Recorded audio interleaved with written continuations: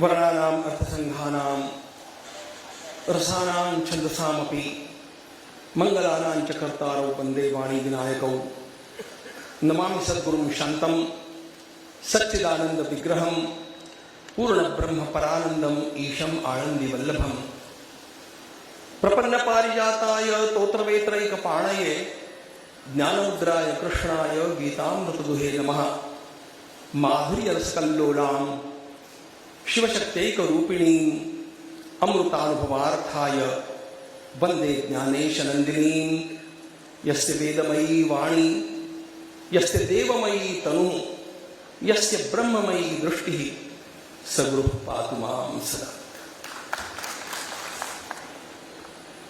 इस अत्यंत मंगलमय समारोह में मैं अपनी बात राष्ट्रभाषा हिंदी में रखने का प्रयास करूंगा, क्योंकि इन बातों को जो मैं कहने जा रहा हूं सब लोगों को जानना चाहिए। मराठी में ही बात करूंगा तो हमारे हिंदी भाषी लोग उसे समझ नहीं पाएंगे कदाचित, लेकिन मैं जो भी अपनी बात करना चाहता हूं उससे पूर्व मैं अत्यंत आदर के साथ देख रहा हूं एक दाम्पत्य की ओर। हमारे सम्माननीय डॉक्टर मुळे जी और भाभी जी यहां पर विराजमान हैं। ये वे दोनों व्यक्ति हैं जिनके कारण श्रद्धेय दत्तोपंत जी के साथ मेरा घनिष्ठ संबंध सहज संभव हो सका।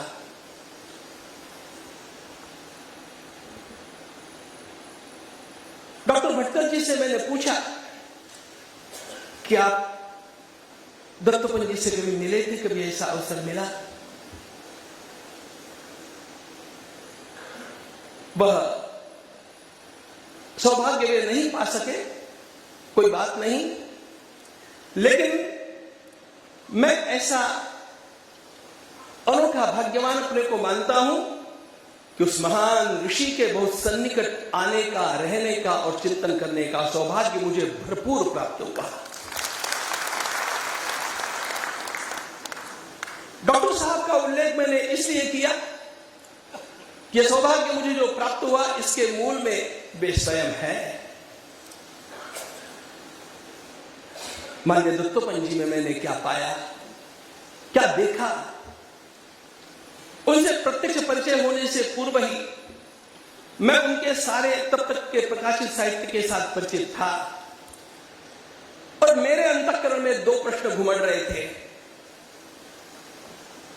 घटना इस प्रकार की बनी, मुझे प्रश्न एक डॉक्टर साहब ने पूछा था,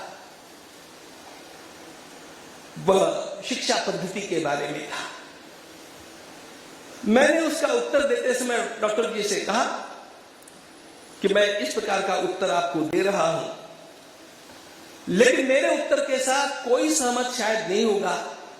मेरे उत्तर की गहराई इस देश का केवल एक व्यक्ति समझ सकता है। तो डॉक्टर जी ने पूछा, कौन व्यक्ति? मैंने कहा, दत्तोपंत ठेंगड़ी जी। डॉक्टर जी ने मुझे पूछा, आप दत्तोपंत जी से मिले? मैंने कहा, कभी नहीं। डॉक्टर जी मेरी ओर देखते रहे।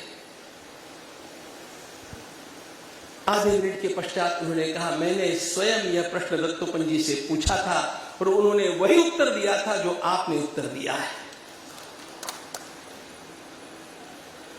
मैंने कहा, आपका दत्तोपंत जी से परिचय है? डॉक्टर ने एक शब्द में कहा, दत्तोपंत जी मेरे यहीं पर निवास करते हैं। मैं तो आह्लादित हो गया। I was searching for a chance to see that personality and I was passionate when I came to know that he stays there. मैंने कहा मुझे उनसे मिलाइए एक बार। और पहली बार जब मैं मिला तो मैंने दत्तोपंत जी से कहा मुझे आपसे मिलना इसलिए आवश्यक लगता था, मुझे 2 प्रश्न बहुत सता रहे हैं और उन 2 प्रश्नों के उत्तर मैं आपसे ही चाहता हूं, क्योंकि उन 2 प्रश्नों की गहराई जानने का शायद सामर्थ्य और किसी में है कि नहीं मुझे पता नहीं। माननीय दत्तोपंत जी से पहला प्रश्न मैंने ये पूछा, मैंने कहा मेरे आकलन के अनुसार आने वाली शताब्दी के जगत गुरु संत श्री गुलाबराव महाराज ही हो सकते हैं, इसके बारे में आपकी राय क्या है? दत्तोपंत जी ने तुरंत कहा आपकी बात 100% सत्य है, वही बात होगी। दत्तोपंत जी ने इस बात को समर्थन दिया, मैं इससे बहुत बहुत प्रभावित था। दूसरा प्रश्न मैंने उनसे पूछा जो उनके बारे में था और मुझे पता था कि मैं स्वयं यह प्रश्न पूछ करके उन्हें उलझन में डाल रहा हूं, लेकिन मुझे पूछना था। मैंने उनसे कहा परम पूज्य श्री गुरु जी के विचार प्रदूषण रहित केवल 2 व्यक्तियों में उतरे हैं, ऐसी मेरी मान्यता है। दत्तोपंत जी ने पूछा कौन? मैंने कहा पहले व्यक्ति पंडित दीनदयाल उपाध्याय। उन्होंने कहा बिल्कुल ठीक। दूसरे? मैंने कहा दूसरे व्यक्ति दत्तोपंत ठेंगड़ी। अब इस प्रश्न का उत्तर वे क्या दे सकते थे? वे चुप हो गए। कुछ क्षणों तक रुकने के पश्चात उन्होंने कहा आप गलत नहीं हैं, आप सही हैं ऐसे नहीं कहा, लेकिन आप गलत नहीं हैं ऐसा कहा। मूल बात क्या है?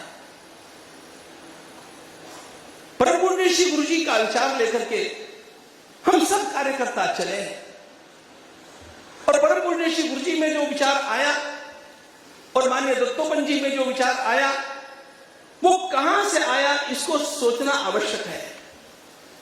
किसी केवल व्यक्तित्व को जानने से सब काम पूरे नहीं होते हैं, उसके सोर्सेस को जानना पड़ता है और ये कार्यकर्ताओं को जानना चाहिए, क्योंकि हमें केवल दत्तोपंत जी के विचारों से प्रभावित होकर के काम नहीं करना है। उसी प्रकार का विचार करने की क्षमता हमारे भीतर कैसे आएगी, उस क्षमता का संपादन करना भी हमारा कर्तव्य है। यह क्षमता कहां से आई उनमें?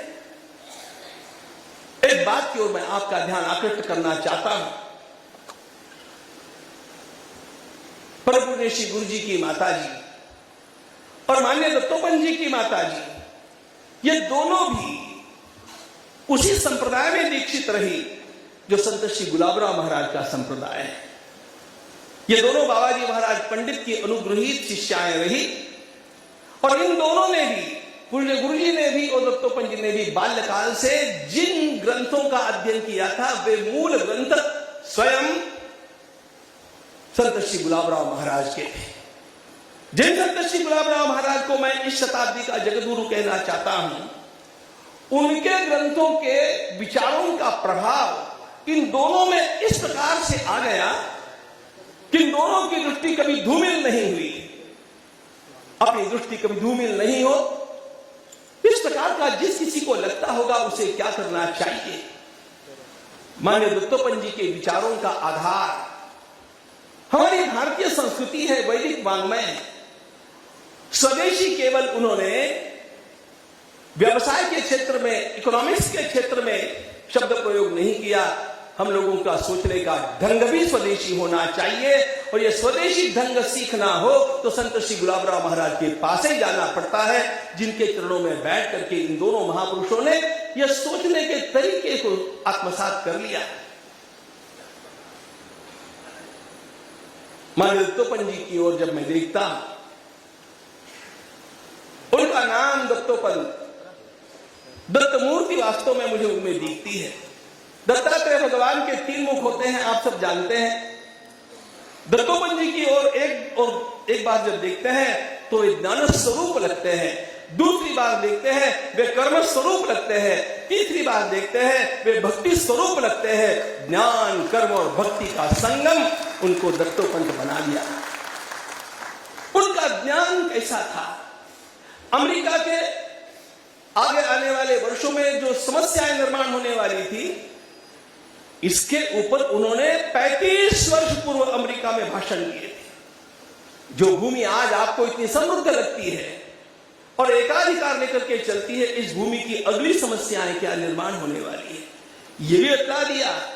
और उन्होंने भारत में भी यह बतला दिया कि सारे जितने भी लोग आज लाल झंडी लेकर के इधर उधर घूम रहे हैं, ध्यान रखना, कुछ वर्षों के पश्चात आने वाली शताब्दी में ही हम देखेंगे कि सारी लाल झंडियां भगवे में रूपांतरित हो जाएगी, उसमें विलीन हो जाएगी। और ये सब हम देख रहे हैं। इसका आधार उनका गहन अध्ययन था, केवल अध्ययन नहीं था, गहन चिंतन था। मुझे तो आश्चर्य लगता है कि वे कब पढ़ते थे, वे कैसे इतना चिंतन कर सकते थे। मैं उनसे इन बातों को पूछा भी करता था। मेरे ऊपर उनका अकृत्रिम प्रेम था, अकृत्रिम स्नेह था। इतना, एक प्रसंग केवल बतलाता हूं। आंखों का ऑपरेशन उनका पुणे में हुआ और किसी को भी पता नहीं था कि उनका ऑपरेशन, उनकी शल्य चिकित्सा हुई है, तो मिलने का प्रश्न ही नहीं था। लेकिन माननीय दत्तोपंत जी ने स्वयं डॉक्टर मूड़े जी से कहा, किशोर व्यास जी को बुला लीजिए। अब पढ़े पढ़े मैं करूं तो भी क्या, वे मुझे कुछ तो भी पढ़ करके दिखाएंगे, मैं भी उनको कुछ सुनाऊंगा। आप कल्पना कर सकते हैं, काट खटिया के ऊपर वे स्वयं लेटे हैं, आंखों पर पट्टी है, देखना मना है, और ऐसी स्थिति में मैं उनको पढ़ करके सुना रहा हूं, और जो मैं पढ़ करके सुना रहा हूं उसका मर्म क्या है, ये वे मुझे बता रहे हैं। गीतांजलि की कितनी कविताएं उनकी कंठस्थ थी, मैं तो हैरान हो गया। लेटे लेटे उन्होंने बंगला की गीतांजलि की मुख्य कविताएं मूल बंगला में सुना दी। ऐसे कितने प्रसंग, लेकिन मूल बात एक, ये सारा उनमें जो आया और उनसे मुझे प्राप्त करने की ललक जो निर्माण हुई, उसके पीछे एक बहुत बड़ा कारण था उनकी अध्यात्म निष्ठा, उनका संपूर्ण जीवन और उनका संपूर्ण विचार दर्शन भी अध्यात्म के ऊपर आधारित है। पंडित दीनदयाल उपाध्याय जी के ग्रंथों को उनके द्वारा लिखी गई प्रस्तावना में यह बात स्पष्ट है। पंडित दीनदयाल जी का एकात्म मानववाद, वही दत्तोपंत जी का आधार, और इन दोनों का आधार भारतीय संस्कृति, हमारे वेद, हमारे उपनिषद, और एक शब्द में कहूं तो भगवान आदि शंकराचार्य महाराज ने जिसे अद्वैत कहा, यही इन सब बातों का मूल आधार है। संपूर्ण विश्व एक रूप है और इसलिए हम एक दूसरे के विरोधक नहीं हो सकते। हमारा विरोध, किसी का भी किसी के साथ जो विरोध है वह एक बाहर की लहर है, अंतःस्थल में हम एक ही पर ब्रह्म तत्व के ऊपर उठी हुई तरंगे हैं, और इसलिए हमारा पूर्ण विरोध कभी हो सकता नहीं।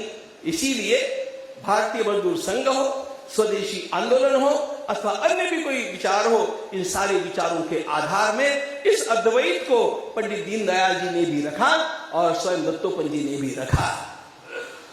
कर्म के क्षेत्र में उनका जो कार्य है, समय के अभाव में सारी बातें बतलाना आवश्यक नहीं, संभव भी नहीं, लेकिन इन सब के पीछे उनका जो भक्ति भाव था भारत माता के प्रति, उस जगन माता के प्रति, उस परमात्मा के प्रति। किसको पता है कि दत्तोपंत जी स्वयं प्रतिवर्ष 3 दिन तो भी गाणगापुर जाकर के भगवान दत्तात्रेय की आराधना में तल्लीन हो जाते थे। इन सबको एक बात का पता था,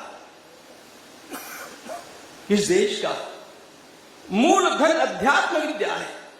हमारे बाकी सारे जितने भी विचार हैं, ये अध्यात्म की भूमि पर से उठेंगे तो ही सफल होंगे, और इसीलिए आगे आने वाला विचार वैभव अध्यात्मनिष्ठ होना चाहिए। मैंने एक बार उनसे सहज कहा, मेरी बहुत इच्छा है आप त्र्यंबकेश्वर चल के और शिव जी का, त्र्यंबकेश्वर भगवान का अभिषेक करें। वे स्वयं राजी हो गए। उन्होंने कहा मैं तैयार हूं, आप कब व्यवस्था करते हैं। हम पुणे से उनको लेकर के गए, त्र्यंबकेश्वर में अभिषेक किया, कितनी श्रद्धा के साथ किया। कार्यकर्ताओं से मुझे यह कहना है कि हम लोग जो काम करते हैं प्रभो शक्तिमन हिंदू राष्ट्रांग, उसमें प्रभु की आराधना मूल बात है। तभी आय कार्याय बद्धा कटियम, इससे भक्ति अनुस्यूत है। इसलिए कार्य तो कीजिएगा, ज्ञानार्जन भी कीजिएगा, जो कुछ करना है कीजिएगा, लेकिन भगवान की भक्ति का आधार कभी मत छोड़िएगा। हम जहां जाएंगे विजयी होकर के लौटेंगे, अवश्य विजय को प्राप्त करके रहेंगे। उस दिन को मैं भूल नहीं सकता। एक छोटा सा प्रसंग कहकर के बात को समाप्त करता हूं। महाराष्ट्र के एक अत्यंत बड़े संत हुए, ब्रह्मलीन पूज्य स्वामी वरदानंद भारती जी महाराज। वरदानंद भारती जी महाराज ने मुझसे कहा, उनका भी बड़ा प्रेम मुझे प्राप्त हुआ। उन्होंने कहा मुझे एक बार दत्तोपंत जी से मिलना है। संयोग से दत्तोपंत जी उस समय पुणे में थे। उन्होंने कहा मुझे एकांत में मिलना है।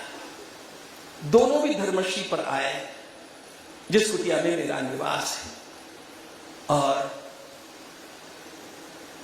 मुझे पता था दोनों को एकांत में बात करनी है। तो दोनों को एकांत में बैठ करके मैं वहां से जाने लगा। दोनों ने कहा आप बैठिए, आप चाहिए। और उसके पश्चात इन दोनों महापुरुषों को मैंने झरझर झरझर आंसू बहाते हुए देखा। किस चीज के लिए? ये दोनों भी ये सोच रहे थे, कितने प्रचारकों ने, कितने कार्यकर्ताओं ने अपना सारा जीवन होम दिया। कब वो दिन दिखेगा जब भारत माता संसार में सर्वश्रेष्ठ सर्वसमर्थ होकर के और ये सारे जो कलंक हम लोगों पर लगे हैं सब मिट जाएंगे। कोई आशा दिखती है? ये स्वामी जी ने प्रश्न पूछा। दत्तोपंत जी ने कहा आने वाली कुछ दशाब्दियों में ही ये सपना साकार होने वाला है। हम शायद अपनी आंखों से देख सकेंगे, किंतु नहीं, शायद नहीं देख सकेंगे। किंतु संघ की स्थापना के पश्चात 100 वर्ष के भीतर आपको अपेक्षित सारी क्रांतियां पूरी हो जाएगी। यह दत्तोपंत जी का वाक्य है।